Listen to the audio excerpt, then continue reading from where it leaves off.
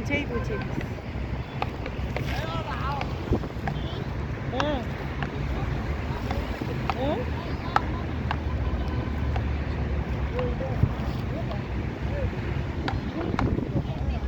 Okay, not yet. In a minute, once your tummy's set.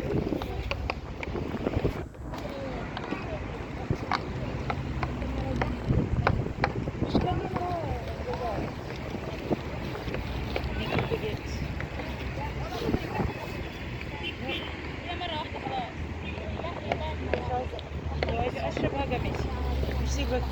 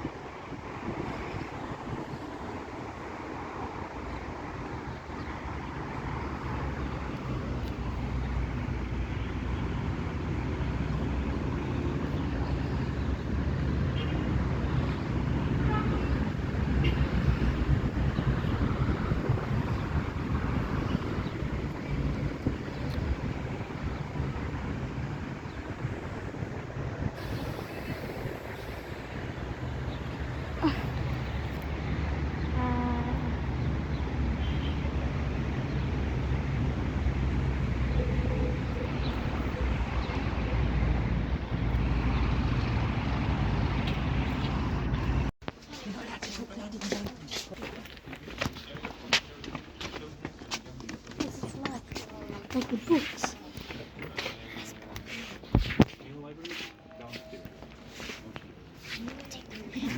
Take a picture of the book. Children's library, you want to go in there? Children's library. Okay, no. Put this on. Oh, take a picture of there. MashaAllah. Moses. Let's go down to the library. Young people's library is there, it says. Why don't we do the normal library?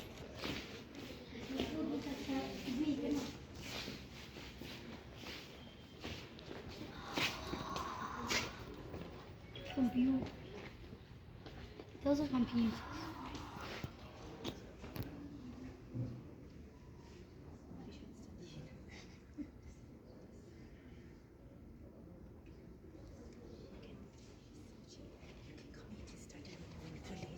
Just for £3 you can get a ticket to study there. Sit quietly and study your books. For £3 only when you're in college, you know.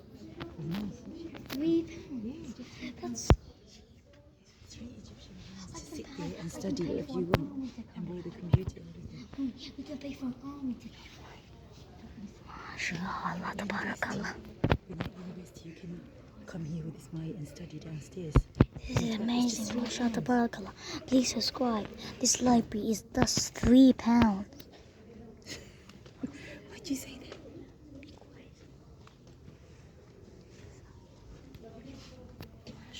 After fleeing to Egypt, he was the first one to ever suggest the idea of the construction of the ancient library of Alexandria to King Ptolemy I. Of course, the idea was very well received, and in 288 BC, the ancient library was constructed, and it flourished a lot during the beginning of the Ptolemaic line. So from Ptolemy I, the second was named the patron of arts, and Ptolemy III, who was obsessed with collecting manuscripts and scrolls from all over the world. The collection was said to have reached almost roughly 700,000 scrolls, which is equivalent to almost 100,000 modern printed books today. And to accommodate this increasing unique collection to the library, they constructed an extension to the main royal library named the Daughter Library. And this was located in the Serapeum Temple of God Serapis, which was an Egyptian Hellenistic deity created by the Ptolemaic line. And to this day, a small passageway still exists of this Daughter Library here west of the city by Pompey's Pillar. It's a bit far from here, if you want to check it out later on. And the library was not also a library, not just a library, it was also a part of a research institute, because the Ptolemaic line constructed also something called the Museon, which is a Greek word that means a shrine or temple of muses.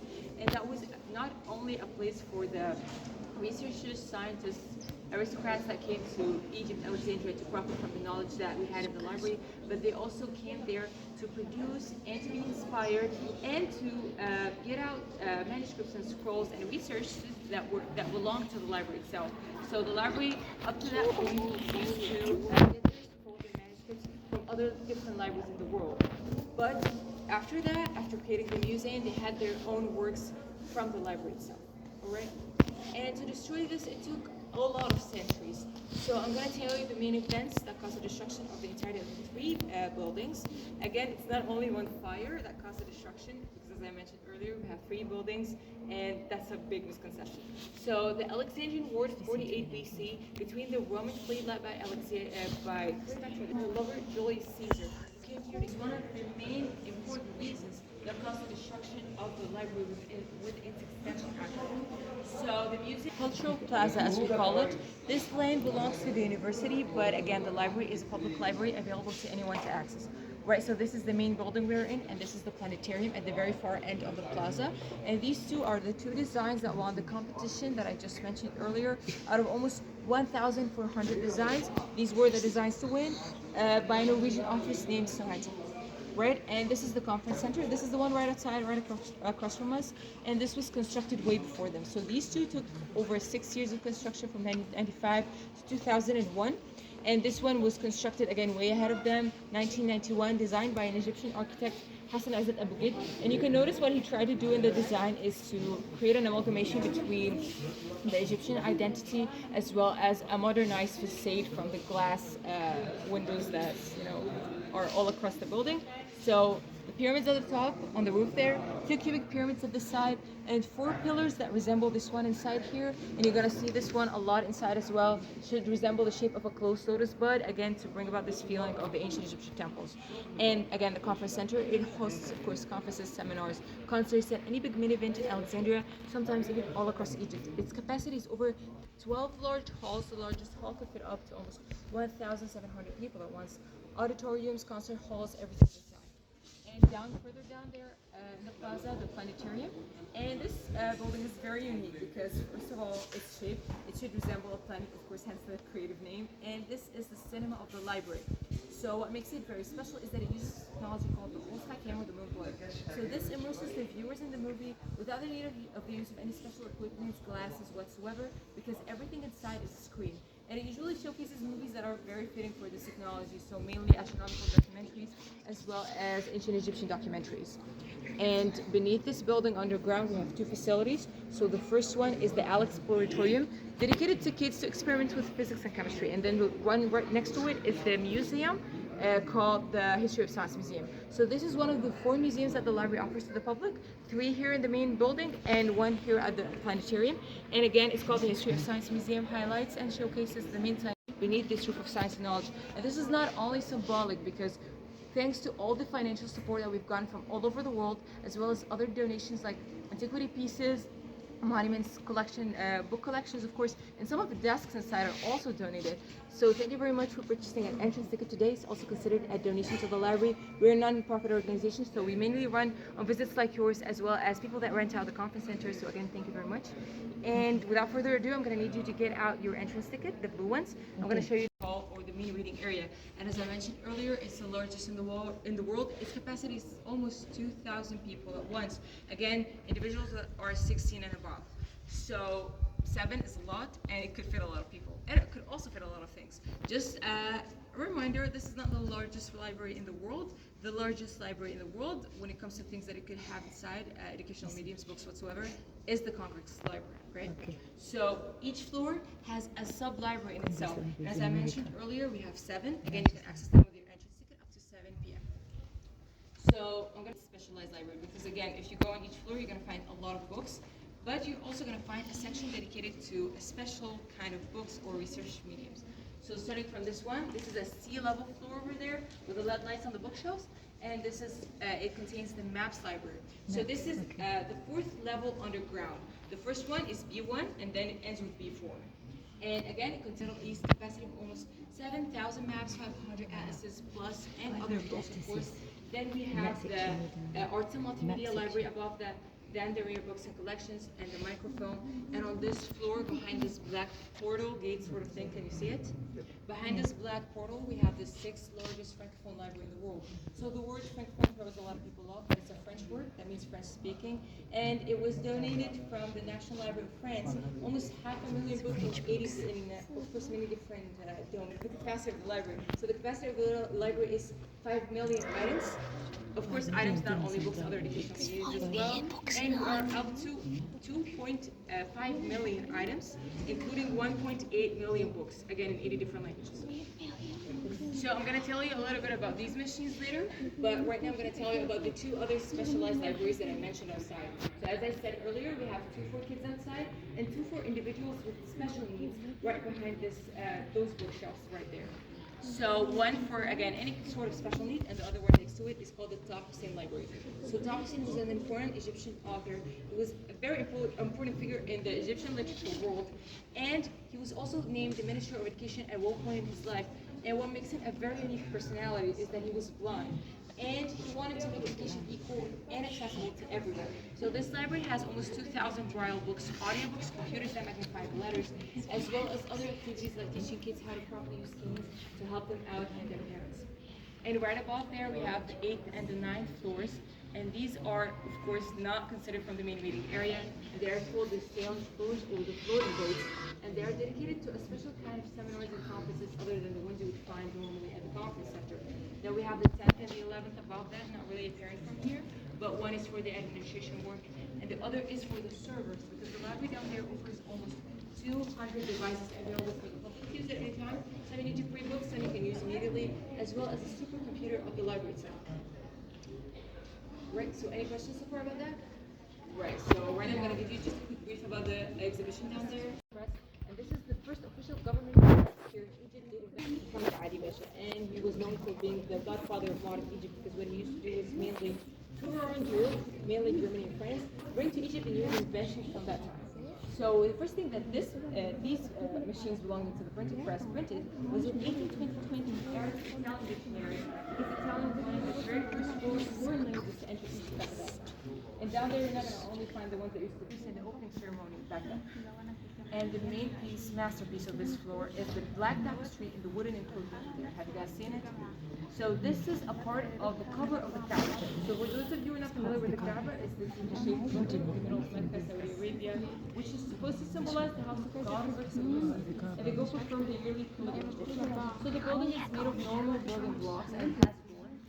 But what gives it this black face is in 1830, and it was manufactured during the Ottoman Empire in Turkey. So Turkish people were really smart, right? So they occupied Egypt, and they wanted to take the rights of the creation of the cover from Egypt. Egypt used to manufacture the cover for over 7 centuries, up until 1962 when the royal family came to Saudi Arabia. And if they would have done that, it would have been a war, because it was a very honorable task for the Egyptians to create the cover of the Kaaba. So what they used to do, or what they did, was create an extra piece to add to the cover, to cover the door of the Kaaba, which translated Arabic to a star, which means the curtain of the Kaaba, which is this part of it. And on it, again, it's brocade, which is a very fine black silk. You can observe the hand embroideries of ayat or verses from the Holy Book of the Muslims, the Quran, made of silver and golden thread. And this is a very fine fabric, and I'm talking centuries ago. So the way they used to transport it was, of course, on the back of camels, and it's very fast to parade each year. So to protect this cover from being worn away by the harsh weather of the Sahara Desert, they used to, again, roll it on the back of camels and put it in things like this. So I don't know if you guys have seen it. It looks like a triangular tent. On the right-hand side of the cover, same black color. Can you see? I know the glass is a bit reflective. Can you see? Can you see? Oh, yes. Yes. So this is called the hollyhod or the holy carrier, and in Arabic mahmat. And this resembles the ones they used to create for the women, essentially not only royal women, but any women, again, to protect them from the weather as they traveled. This was also dedicated to the transportation of the cover of the Kaaba, again, to protect it from the harsh weather. And yes, they put this on the camel, don't worry, it's light enough for the camel to carry it. And again, this was a very festive parade, and it happened yearly. But unlike the cover, which got, again, changed yearly, the Hajj itself didn't. The Hajj itself could hold up to from 7 to 8 years, depending on how well it held against the weather. When the embroideries got faded away, they changed it, right? And after checking them out in our restoration labs, we found out that they both belong to the same era roughly. So this could have been the same Hajj that transported this piece. Any questions so far about that? Right, again, you can check out these things and the entirety of the 7 floors with your entrance ticket at 7 p.m., right? And right now, I'm going to give you just a quick brief about the architecture design of the building itself, which is probably the first thing you notice while walking through. So as I showed you outside on the model of the maquette, the ceiling is tilted, again, to make the building resemble the shape of the sun, but not only that, because it's tilted with a degree of 16.5. So this degree, with the fact that the building itself faces northwest with the same degree, allows through these openings that resemble eye shapes, the majority of the sunlight to penetrate through the building, right? And it also simultaneously works on blocking out any kind of harmful sun rays from penetrating through, again, disturbing the readers and distorting the books. And apart from the couple of artificial lights we have going on there, the majority of our light source is the sun, right? And then we also have the colored panels over there. These are not LED lights. Again, they are colored panels that reflect the sunlight very well. And again, these colors resemble earth and should symbolize earth and water. Not very much key here, but the main thing about these colors is that they have been scientifically proven to be the most relaxing for their eyes. So they usually reflect the sunlight down there on the main reading area, and they create a very relaxing view for the students because the majority of our visitors are students. But again, it's a public library, anyone can come here. Again, with the pillars that I showed you outside, and finally the walls. So the walls are very interesting because they have 2 functionalities. The first one is that they should have a symbolic meaning behind them, and the second one is that they also all almost have an acoustic function to them. So starting with this wall is a building, it's a concrete wall, and as you can notice, it has those rectangular openings. Again, these have 2 purposes. The first one is an acoustic function because they absorb all the sound and noises from bouncing off of the wall, creating an echo. And the second purpose is a symbolic one because they look like the ones they usually had in the ancient temples and libraries where they used to keep the scrolls inside. The second wall is this one. Can you give that wall a knock? A hard one, right? Because it's hollow from the inside, right? So this is the Black Zimbabwe wall, and it's made from granite imported from Zimbabwe, the finest and most expensive in the world. And again, it's hollow from the inside, a thin layer, hollow, another thin layer, to again help avoid creating any sorts of echoes, any voices bouncing off of the wall. And the final wall, I'm gonna need you guys to take a step back. You can see it already. It has this oxidized. So this is called the oxidized brass wall, and it was this color specifically because it used to be a favorite of the ancient Egyptians. They used to use it for their tombs and their temples. And it has also small pores inside of it. Again, this also has an acoustic function to it. Right? So any questions so far? Alright, right now before I'm going to take you to the first ground floor and show you some of the artistic exhibitions we have, I'm going to show you just briefly a couple of services that we offer online from our website anywhere in the world, alright? So please follow me.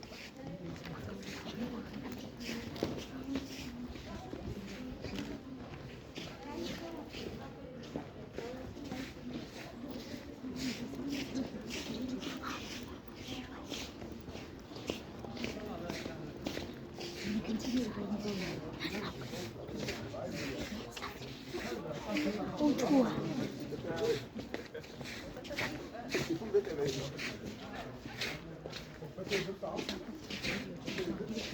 Okay, right.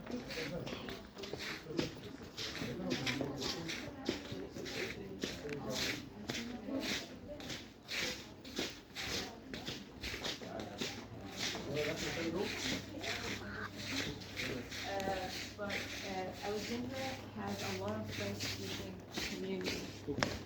So probably that's why we also have a center here. It's called CAF, mainly for French activities. So that's why. But we also have, it's unconfirmed bars.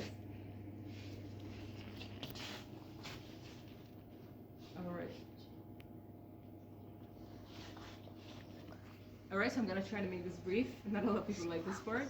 And again, it's free from anywhere in the world. You can check out all the services whenever you want from anywhere. I'm just gonna give you again a quick brief about the services you probably would be interested in.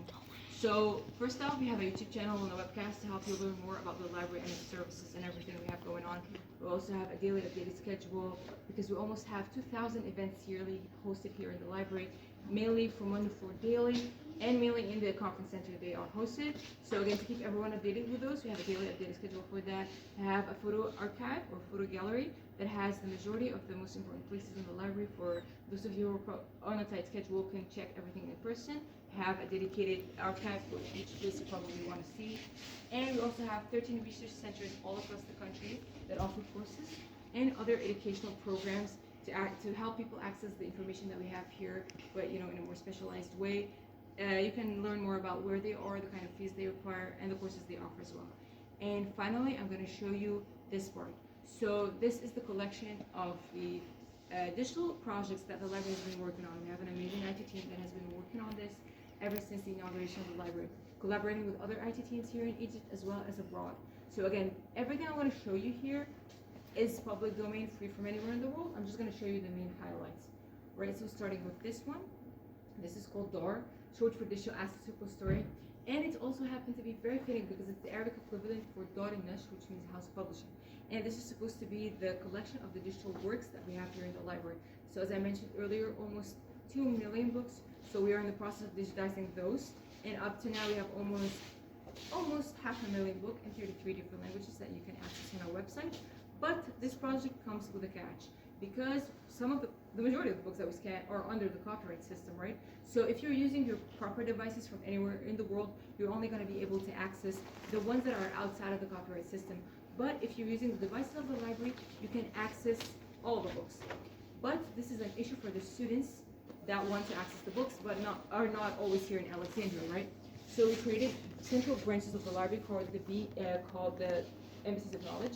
They are in different educational institutes as well as universities, and they offer all the books from their devices there to the students, again, at all times, as well as other services like live broadcasts, webinars, and seminars, conferences, things that they probably love to attend in person but couldn't for some inconvenience. Again, this is the only project that comes with a catch like this, and remember, you can always access the books that are outside of the copyright system still. And in another attempt to not only digitize the books that we have, we also digitize some of the history that Egypt have. We have almost thousands of years worth of Egyptian history, and on this project we have almost 200 years of modern Egyptian history documented here. So this is currently in Arabic, but we have an English version coming up. We got a lot of requests for it, surprisingly, and it also works very well with the Google translation, right? So you can just navigate any year from this timeline down there, and it shows you all the important rulers, events, artistic movements, as well as even the coins from that time. So in Arabic, sorry, at the moment? At the moment, it's in Arabic, but again, it works well with the Google translation. Okay. And when we have an English version, you probably know. Hopefully, yeah. And again, it shows you even the coins from that time. So what makes it very special is that it was fact-checked by a historical team solely dedicated to that project to help people that are from Egypt or anywhere else to learn more about the country in a more authentic way, and to get the correct information without having to go through useless Google documents, right? And then we have 4 presidential archives. I'm going to need you to keep this president in mind, Mohammed Anwar Sadat. He has his own museum on the first underground floor, and it's free. We also have ancient Egyptian projects like this one. This is one of the biggest attempts of the library to make ancient Egyptian history accessible to everyone. So this is called the Global Egyptian Museums, and it tries to group together the majority of the museums all around the world that have the majority or the most number of Egyptian artifacts inside of them. Again, as you might know, Egyptian artifacts are all over the world somehow, and again, to group them in a place where people can access them, learn more about them, this is an attempt to do that. So you can just look up any country, and you're going to find Egyptian artifact pieces from different eras existing in that country. Choose any piece, and it's going to show you a quick information about the piece, as well as description of the piece, physical description, and which dynasty it belongs to, and which museum it's currently at right now. And finally, this is everyone's favorite project, so the hieroglyphs step by step. So this is not only a place for you to type in hieroglyph, look up any symbol you've seen around the country. You can also use this as a dictionary, so look up any word you want to know. My kids like this. Yeah, everyone loves it. And it shows you, again, this is a symbol, the hieroglyphic symbol of the sun, of course, and it shows you the words that have this symbol in them, Arabic, English, of course, and in hieroglyphs, and this weird looking thing. So this is called a transliteration, or the way the ancient Egyptian word used to be pronounced. And because we have high Egyptology students using these, and mainly this project, we also have a search option for them to look up words without necessarily having to type them. They can just type the way they are pronounced, and it's going to show them. And for those of you who are interested to learn about hieroglyphs and don't know from where to start, we have a free one-on-one course. Again, it's free. Grammar, vocabulary, introduction, numbers, everything. Almost 45 minutes, and after you're done, you can even test yourself through the Let's Read option, which takes you from easy to hard tests, reading tests. Again, it's free from anywhere in the world, and we'll be happy for you guys to use our services. Before we leave, I'm going to show you these two books, right? So this one is called The Description d'Egypte, or The Description of Egypt. It was the product of the French expedition here in Egypt that came to Egypt in 1798. Napoleon Bonaparte was accompanied with almost 2,000 artists and 200. We were very thankful there were no copyrights in Napoleon's life, because we have the entirety of the 21 on our website, right? So 9 texts and 11 plates. And what makes it very unique is some of the illustrations in the plate volumes are in color, unlike the printed version of Ravi here. Again, they are free. You can print them, bookmark them, do whatever you want with them. Again, they are a very high resolution, I promise. Just give it a couple of seconds to load. Right. Again, this is free from anywhere in the world. Bookmark it, print it, do whatever you want with it. We also have a DVD version available at our bookstore. So the website is bibalex.org. The link is at the back of your entrance ticket. Of course, if you lose the ticket, you can just Google the name of the website. Oh, yeah. And that's all for our website. Thank you very much for bearing with me through that. And I'm going to give just a quick brief about this book. So this one is not currently on our website. Mainly in Cairo, again, French artists. All right, any questions so far? Thank you. All right, so right now I'm going to take you to the first underground floor, show you the artistic exhibitions, and I'm going to leave you there, I promise. All right? No, no. We're enjoying your Going to company. underground floor.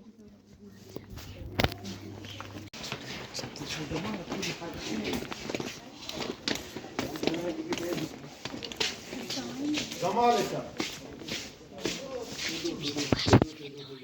Alright, so this is B1, the first ground floor. And you can either go right or left. Don't worry, you're not going to get lost. If you continue down left that hall, you're going to find many artistic exhibitions like this one, Egyptian and Egyptian artists, many different mediums, ceramic, pottery, paintings, everything. And at the very end of that left hall, you're going to find the second museum that the library offers, the museum dedicated to the president that I showed you upstairs that has a presidential archive, Muhammad Anwar. What makes this museum very special is that it's the first museum dedicated to him in Alexandria, in peace, Nobel Prize for Peace, and he was a very influential figure in the modern Egyptian history. So this museum takes you in his handwritten notes, personal belongings like pajamas, toothbrushes, coffee drops, everything you're going to find inside. And at the very end of that trip, you're going to find a figure that resembles his tomb, with the things he would have liked to have written on his tomb, as well as the military student he was assassinated in 1981, the 6th of October. Very influential, it's very beautiful, very haunting, and it's also free, so I highly recommend you guys check it out. But I'm going to leave you at the very right end of the hall, so please make sure you finish what you need to check out there, and that ended with the Anwar Sadat's museum at the very left end. There's an exit there. The course they're going to continue to exit the building and enter again for safety purposes. Don't know what that is, so please end it with the right end, start it with the right end and end it with the left end. Before we go there, I'm going to give you a quick brief about the artistic exhibition here and talk to you a little bit about the museum right behind you. So this is the artistic exhibition of Ahmed Abdul Wahab, an important Egyptian sculptor from an identity found in the very unique features of King Ethelred. So if you have never seen any muscular statues like this, the sharp cheekbones, narrow gaze, and the essence of devotion and meditation. And he also tried to capture those sharp you're going to find all of his works in this square. If you take the stairs or the ramp down there, you're going to find it looks a little bit thin, right? And right behind you, we have the Antiquities Museum, which is the third museum that the library offers. This is one of the other two that requires you to purchase extra ticket. If you're interested to check them out, from the booth right next to the stairs right here, another one facing it, right? Again, the Antiquities Museum takes you a trip down Egyptian history with almost 1,340 artifact pieces. Again, Quran, Arabic, Roman, Coptic, and Islamic period. And you're going to find it all inside. Heads without bodies, bodies without heads, everything's inside. And you're also going to learn more about each piece, because we have a lot extensive information plaques next to everything. So don't worry, you're not going to need a guide, but there are free guides inside as well. We have also 2 dedicated chambers and many more chambers that I don't want to spoil for you. One for the antiquities that were found while digging on the site here for the construction of the building of the library itself, as well as 2 original tombs and 1 mummy. And again, a lot of things that I want to spoil for you. So if you want to check that out, please be sure to purchase a ticket from the booth right next to the stairs. Right now, I'm going to take you to the right end of the hall, so please follow me. We're going to see a mommy. We're going to see a mommy. We're going to see my mom. We're going to see a mommy now. Subscribe to Egyptian Cars. Yes, we're about to see an ancient human wrapped in toilet paper. We're about to see an ancient human wrapped in toilet paper. Right now, we're about to see an ancient human wrapped in toilet paper, aka a mommy. We're about to see a mommy, aka ancient human wrapped in toilet paper. Please, if you are scared of mummies, click off this video. Do not watch the rest. If you are scared of mummies, please don't watch the rest of this video. If you're scared of mummies, we're going to show real life mummies. But don't worry, don't subscribe. Outside colors that he created himself, like the ancient Egyptians. And further down the hall, you're going to find also some of the sculptures he created that have very unique style in capturing the human as well as the animal form. So please follow me.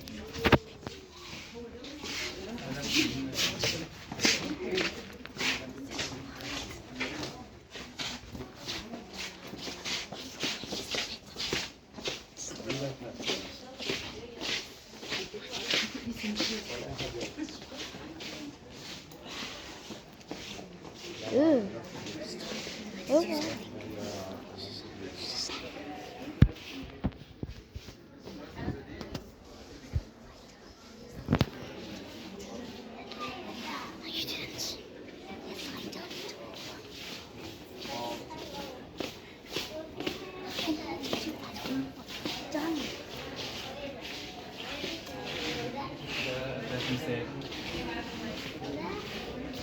All of this.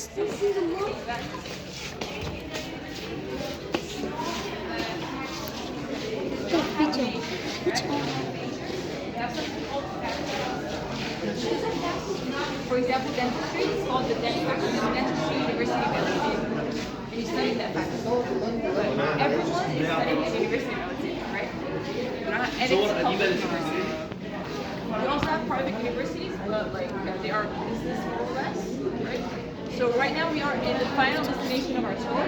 We only have 3 artistic exhibitions. You can access up until 5 p.m. I'm sorry for the noise. If you can't hear me, please tell me to raise my voice. 2 inside here and 1 over here. And this is the final museum that the library offers, called the Manuscripts Museum. So this museum holds one of the most important pieces that we have in the library. A facsimile of the only remnant manuscript of the ancient library of Alexandria. A facsimile is of course an exact copy. And the original one for this, the original one of the only manuscript left from the ancient library of Alexandria, exists in the National Library of Vienna in Austria, right? So inside it's categorized according to religions. So I'm going to need you guys to come further because there is a tour here. Right, so inside it's categorized according to religions. So starting with the ancient period of Egypt with scrolls from the Book of the Dead. The original ones for those exist in the So inside here we have 2 contemporary Egyptian figures. And here this is the impressions of Alexandria. So this is a collection of maps, impressions, paintings from artists, travelers, and Alexandria from the 15th to the mid-20th century. Again, depictions of the city, different places. Again, some of the people, some of the buildings, some quarters of some neighborhoods.